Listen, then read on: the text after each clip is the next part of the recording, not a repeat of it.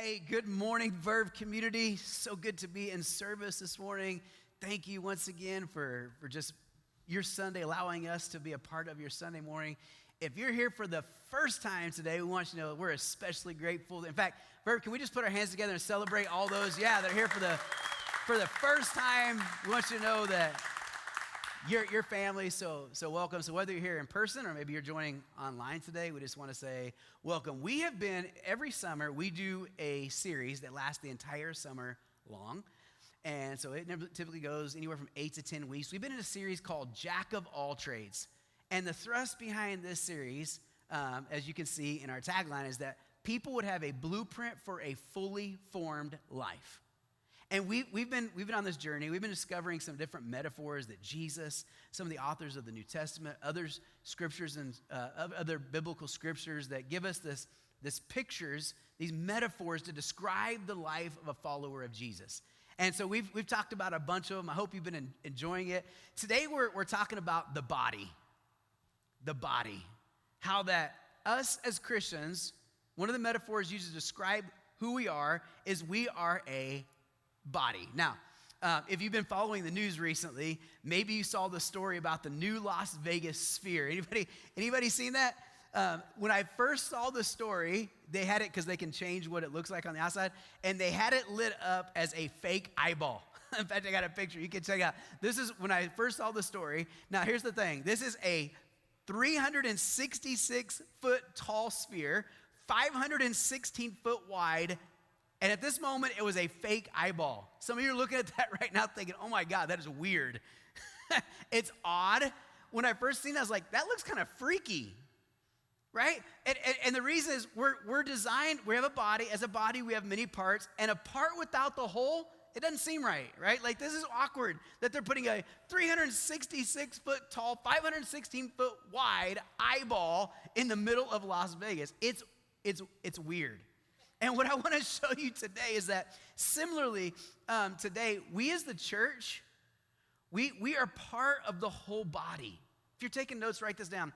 What I am a part of is bigger than the part I play. What I am a part of is bigger than the part of, you've heard it this way before, the whole is the greater than the sum of its parts. I know a little bit about parts. I actually, for the last 25 years, have worked in what's called the automotive parts industry. So I sell automotive parts. If you know anything about a vehicle, you know that it is a sum of parts. If a part is missing, the vehicle does not run. Some of you have found that out the hard way probably. If you're missing an alternator, I don't care if you have 1,000 steering wheels. The vehicle will not do its job. Why? Because each part, it's unique and it's significant, and what matters most is how one part connects to the other. So what the alternator it's a part of is bigger than the part that it plays. Write this down. It's essential, but it's not exclusive. Now, you need an alternator, but if all you have is an alternator and you're trying to go to Lake Tahoe for a summer vacation, you're not going to get very far. And I'm sharing this because today in our modern individualistic culture, we don't oftentimes like to think of ourselves as part of the whole, right? It doesn't matter where you came from or who your family is. What matters today is what you've made yourself into, right? Everybody's self-made now. Never mind how your hometown, how your access to education or a healthy role model shaped your ability to function in what you do now, because we're all about self. It's this individualistic society, but in the Bible, things were not individualistic like they are now. It was part of a collective society. The culture was communal, it was relational.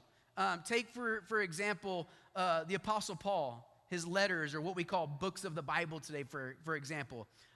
Very few of them were written to an individual. For the most part, Paul writes to the church. So like he writes to the church in Galatia. He writes to the church in Colossae. He writes to the church in Ephesus. The majority of Paul's writings were written to the church, not to individuals. One of my favorite examples is the book of Revelation. Some of you are scared to even read the book of Revelation. But in the book of Revelation, God gives John this revelation of what's to come. And John, when he writes to the church, he doesn't write it to an individual. He writes it to the 7 churches. This is not only culturally what it looked like at that time. This was God's idea for us as a church. The point is that God chose a church, not a person. He chose a nation, not an individual. In other words, the church, in essence, it's corporate. And so our call to be holy, our call to serve, our call to grow more like Christ, these are all corporate commands that we receive from God. In other words, we can't do it without one another. We are a part of the whole. You can write this down. We are interdependent, not independent. It's not about what I accomplish. It's about what we accomplish. And this is just the way God's always viewed his people, right? The nation of Israel, for example, in the Old Testament, if there was ever punishment for something that someone had done, somebody in a particular family commits a sin, they do something against God, you find that whole family being destroyed. Conversely, when God goes to bless, he blesses Abraham, but his blessing for Abraham was not for Abraham. It was, you're going to be a blessing. I'm going to bless you so that you'll be a blessing. And if from the very beginning, he begins to form a family. Today, we know this as the church. So I want to give you a couple ways that we can be the body of Christ. Number one, write this down, is be a part. Be a part. Be a part. I don't know if you've noticed, but this individualism, this isolation, it's a major problem for Christians in 2023. Some of you have probably heard this phrase, I'm a Christian, but I don't need the church. Right? You've heard that. I'm a Christian, but I don't need the church. And it gets tossed around like a creed today in our culture. But underneath this platitude is this assumption of individualism. When people say that, what they're really saying is like, I'm a foot, and because I'm not a hand, I don't belong to the body. Or I'm an ear, and therefore the body doesn't need me like it needs the eye. It's not true. If you're familiar with the writings of the Apostle Paul, you'll know this isn't new thinking. This is just something that is around in 2023. This was something that was actually, this type of thinking was trying to invade the early church. And there was this disunity, this divisiveness, this isolation that was trying to attack the church. So Paul takes a whole passage, 1 Corinthians 12. We'll go through a little bit of it today, but I encourage you to read this on your own. But in 1 Corinthians chapter 20, he says this, chapter 12, he says, if the whole body were an eye, right? If we're all the 366-foot eye in the sphere of Las Vegas, where would the sense of hearing be? If the whole body were an ear, where would the sense of smell be? But in fact, God has placed, watch this, what is it? He's placed the parts in the body, every one of them, just as he wanted them to be. If they were all one part, where would the body be? As it are, there are many what? There are many parts, but one body. Remember, what I am a part of is bigger than the part that I play. Collectively, this is the beauty of the church, because nobody achieves greatness on their own. I don't know if you've ever read the book Outliers, but he talks about the factors that lead to greatness, and this is one of the great, really American myths in our society, is lies that he attacks, is that no one accomplishes greatness on their own. So I'm a Christian, but I'm not a part of the church. That's not the way that God designed it. There's not a whole lot you can do on your own, but collectively, the body, the many parts, when they come together, just think about our human body, right? Your ear isn't much of use by itself. The big eye, even if you just take your eyeball and put it somewhere like in Las Vegas and magnify it, it doesn't really accomplish much. But collectively, this is why God created it. And let me take it a step further, write this. You cannot even exist apart from the body. So you are called to be a part. Not only called to be a part, I'm going to do a play on words here, you're called to be a part. You're called to be an individual part. God's created you individually. He gifted you. I want you to understand. He gifted you to the body of Christ. He created you uniquely, and he's bringing the church, the body together. So you're supposed to be your part, but you're also supposed to be a part of the body, because you cannot, write it down again, you cannot exist without the rest of the body. If you sever an arm off, what's it do? It dies. You cut your eye out. It's not good for anything. We need everybody. The other beauty about this is no one is worthless here. It doesn't matter if you think you're an eye or an ear. It doesn't really honestly even make a difference here, what each of those things mean, per se. Paul's point is that you are a part of the body, and therefore you are essential to the body. Just look at the person next to you and say, I need you. Come on, look at the person on the other side and say, I need you. Today, I'm doing my best. I want to fight against this mindset of being a silo where everything's disconnected. And what happens is then there's disunity. Like, I love it. Even in our church, the various ministries. Our ministries, if you're a part of a ministry today, you're not a silo, and your ministry exists all in by itself. I think this is one of the greatest attacks of the enemy is he tries to isolate. He tries to divide the body because he knows you cannot exist outside of the body. How many of you ever played with Legos as a kid? Okay, how many of you play with Legos currently? Okay, it's okay. There's no shame. Come on, don't anybody shame anybody. We have some people that still, even at 35, 40 years old, they play Legos. That's okay. I was thinking about Legos. I think like we all like building things. Everybody likes building things in different ways. Some of us, we build tables. Some of you build cakes, maybe barbecue. Now the advanced thing is some of you like to build adventures in video games, right? And they've got these video games now where you're building. My son plays them. And you're building cities. You're building. It's extravagant because people like to build. Well, with Legos, an individual brick. Think about Legos. An individual Lego by itself, it's not really much on its own, right? It doesn't look like much. It's not very impressive. Really, the only thing it's good for, if you had kids and they had Legos, the only thing it's good for is at night when you walk into the room and it's dark, is you step on it and you hurt your foot, and you maybe let out some Christianese cuss words, or that's about the only thing it's good. But think about Legos. When you put one brick together with two, and with three, and with four, before long, you've got a work of art. Have you ever been to a Lego store? They have one in downtown. Did you ever walk into the store? You ever hear the way customers are commenting? Customers of all ages, they're saying things like, oh man, how cool this project is. This is so cool. You're encouraging someone, oh, you gotta come over here. You gotta look at this one. Seriously, next time you go to the Lego store, ignore all the Lego bricks for a moment and just look at the people. You'll see young kids, and they're in this world of wonder and possibility. Teenagers looking to advance their skills with more difficult sets. You even see adults, and they seem drawn to the challenge of trying the biggest, craziest sets. In fact, as I was studying, I just discovered this. Did you know that there's a Titanic Lego set? Check this out. This may not look like much of the picture. This is a 9,000-piece Lego set. It costs $700. It's nuts.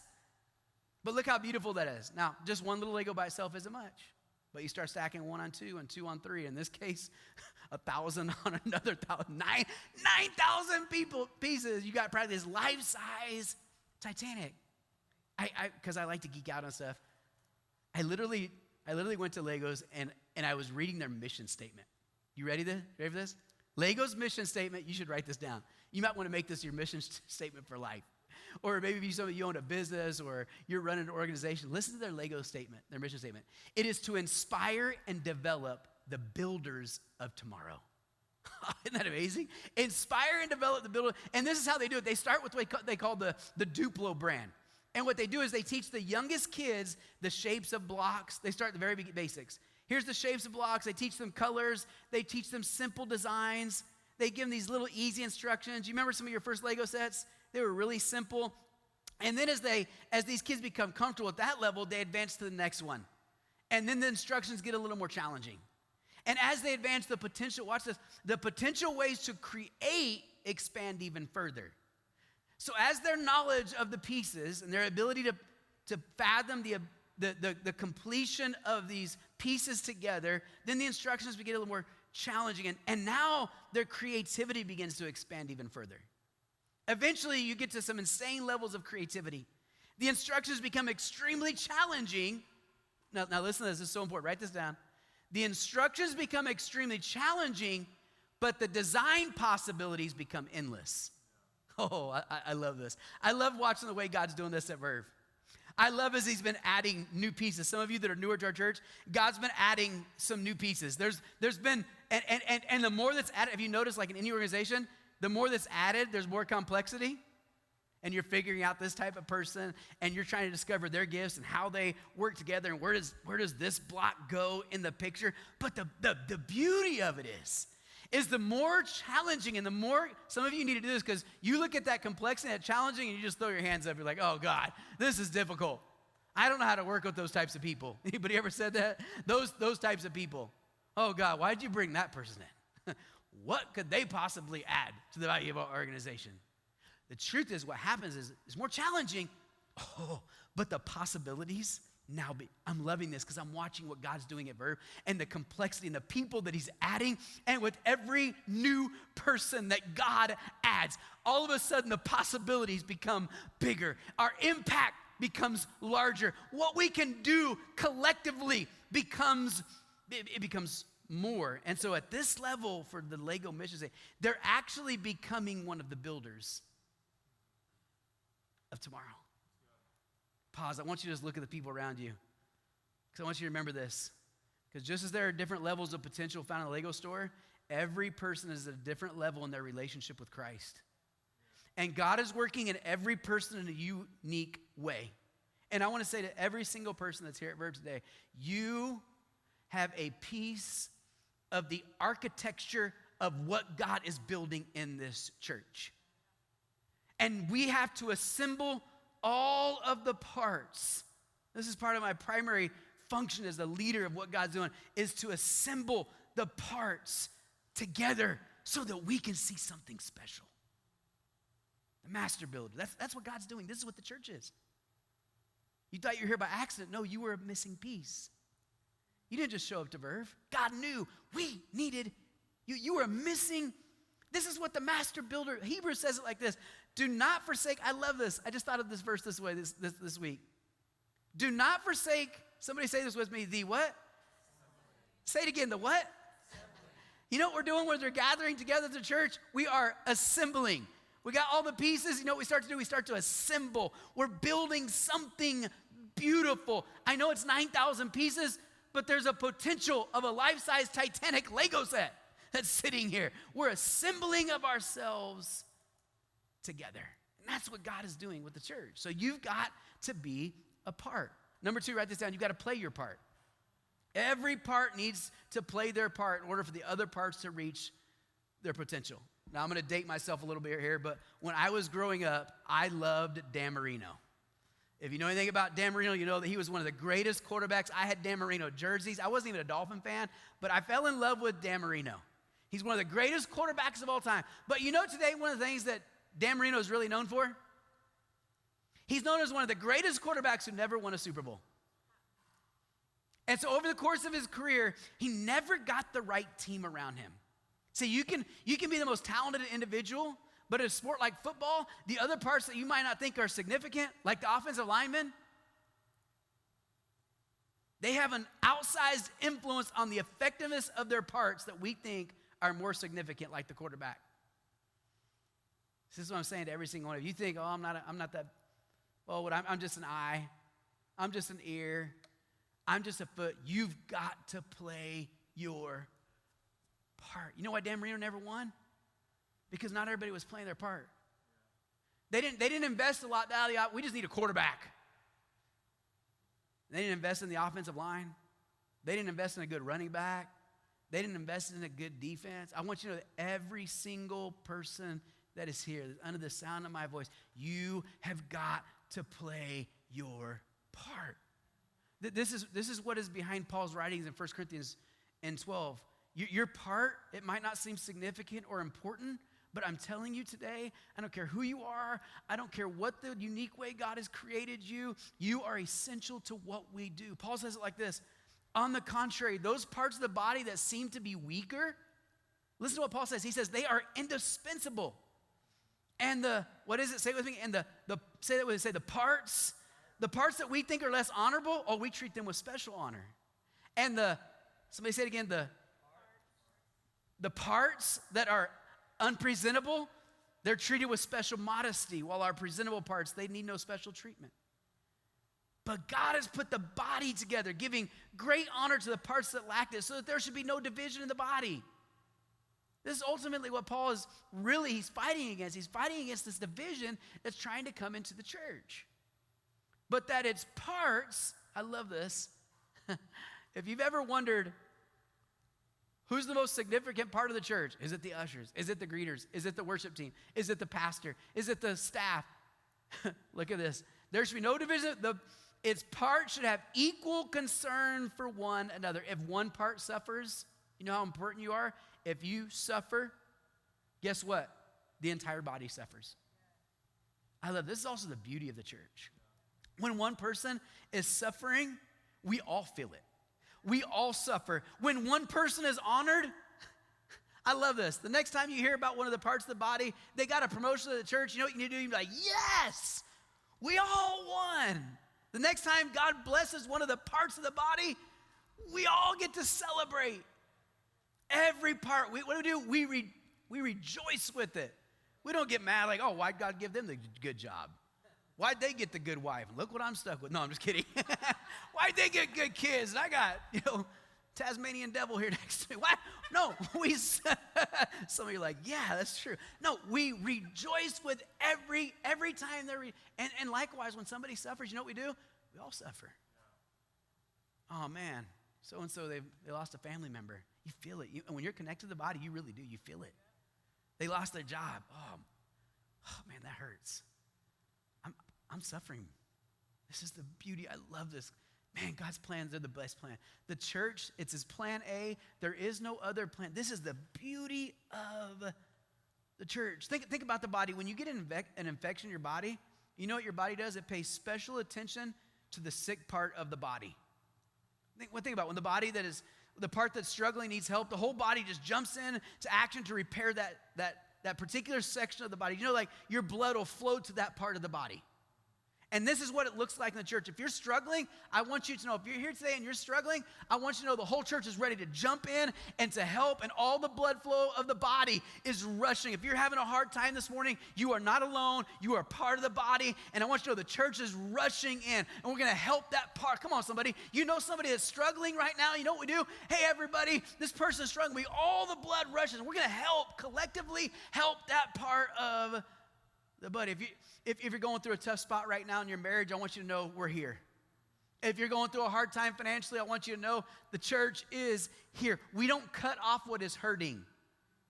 The other morning, literally just a few mornings ago, I woke up and I had slept like this on my body.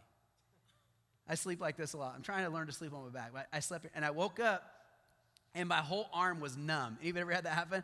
I woke up, my arm was numb. I didn't wake up and be like, I was gonna cut this thing off. I was gonna, no, you know what, all the blood started to do, it started rushing to the part of my body. This is so beautiful. This is the beauty of the church. When one person's suffering, when one person's numb, when one person has maybe lost its ability and its strength to function, we don't discard that part of the body. If you're here today and you're struggling, you're not gonna be discarded. No, everybody's gonna rush it. Why? Because if one part of the body suffers, we all suffer. I don't want to go through life without my arm.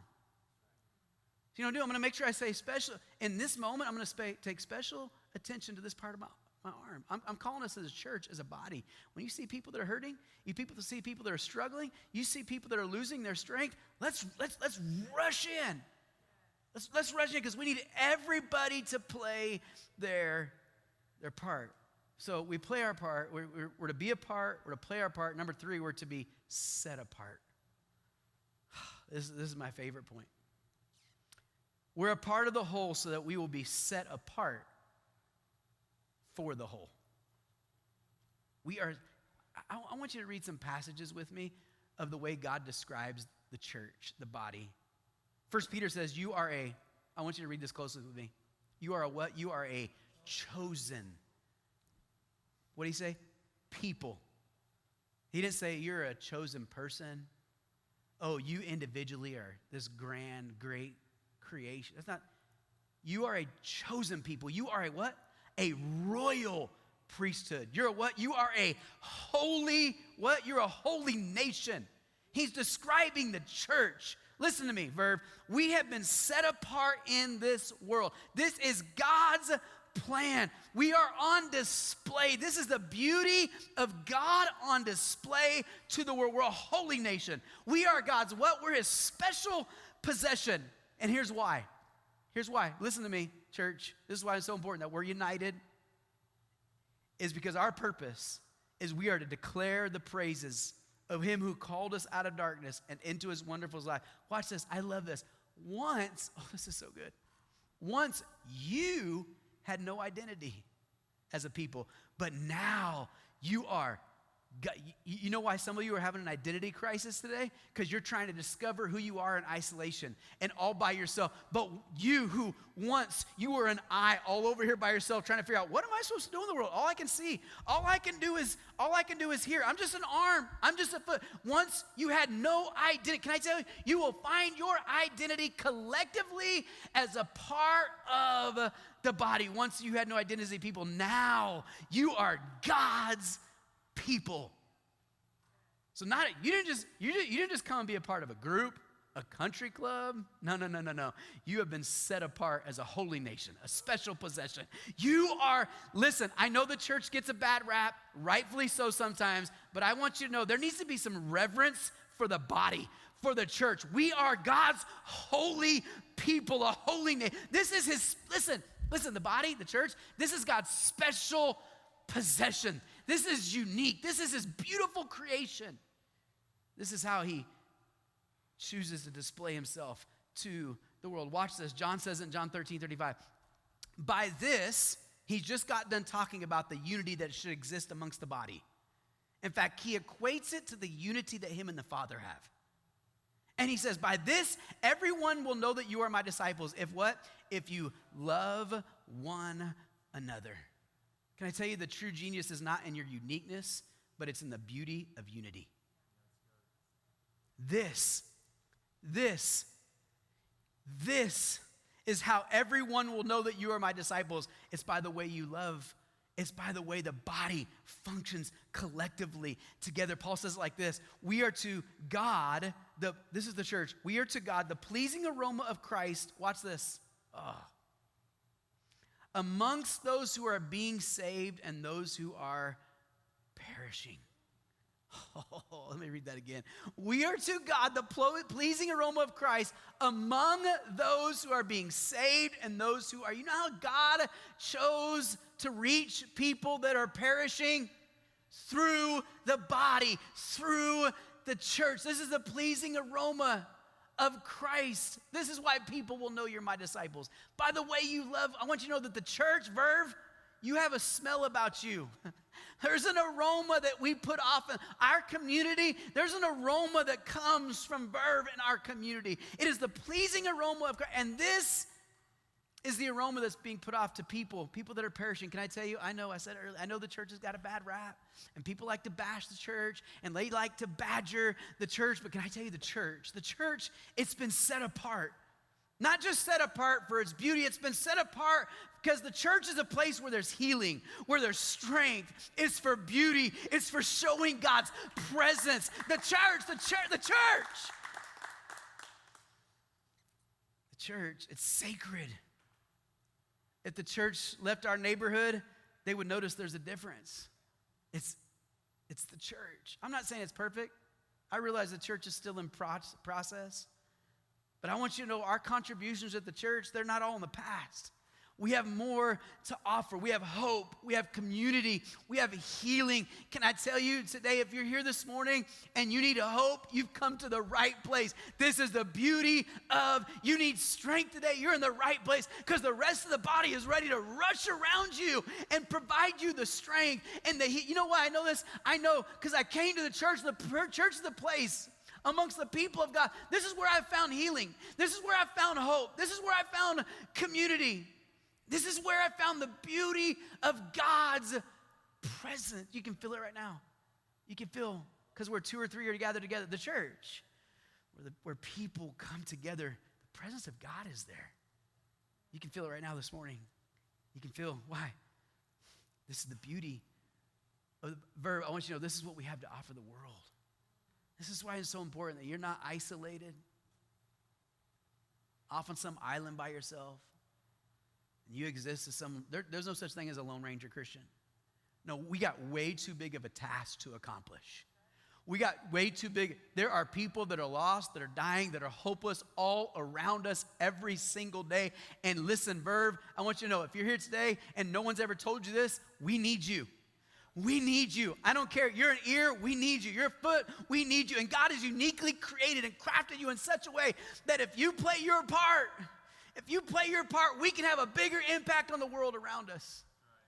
We need you. You're needed. You're needed. You're wanted. You're welcome. You are you're part of the body. This is what I feel. If you're here this morning, and maybe you're weak, maybe you're struggling, maybe your marriage is the one that's on the rocks. Maybe your life feels broken, torn apart. Maybe you need some hope today. Maybe you're here today and you're sick and you need healing. Maybe you're lost and you need direction. Maybe you're blind and you need vision for your life today. I want you to know you're in the right place. I want you to look around. There are people right now that are right at this. We've gathered today because we knew there would be people here today that they needed hope and healing and comfort and strength. And in this moment, I believe that the body, right now, that if you'll find your place in the body, that today you could receive everything that you need this morning. This is the power of the body. I want you to just close your eyes with me for this moment. I really feel this today. There are people here this morning, and you are desperately in need. You've tried to live by yourself. You've tried to accomplish this thing called life all by yourself. You've tried to navigate the complexity of the decisions that you're making by yourself.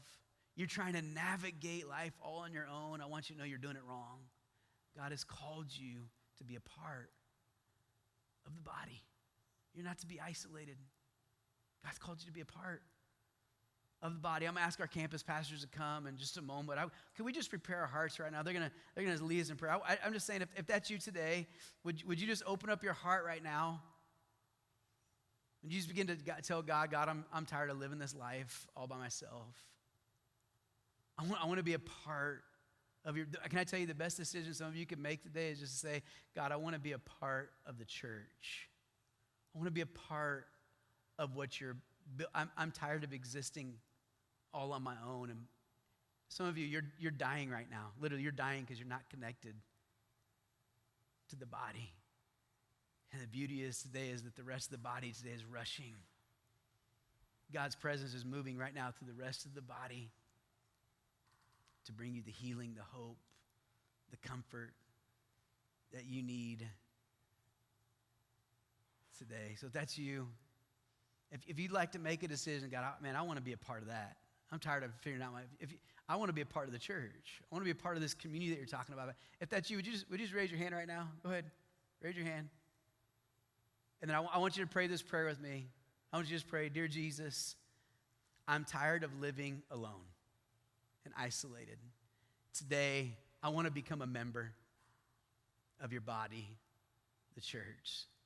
So today I'm going to accept you as Lord and Savior of my life. We like to pray this together. Would you pray this together with me? Verse, say, I believe. Come on, say, I believe that my life will never be the same again from this day forward. Come on, can you put your hands together and just celebrate right now? Those that have made that statement today. Our campus pastors, they're coming to close you out. And as they do, we got our prayer partners, and our prayer partners are coming to the front in the aisleways next to you today. Maybe you're here today and you just need somebody to pray with you. Come on, maybe you're here today. You need strength. You need healing. You need hope. I want you to step out right now wherever you're at. Step to the front or step to the side, wherever you're at today. Find somebody. This is the beauty of the church. Come on, church. This is the beauty of the church. We get to do this together. Come on, I'm asking our campus pastors to come right now and close this out in service today.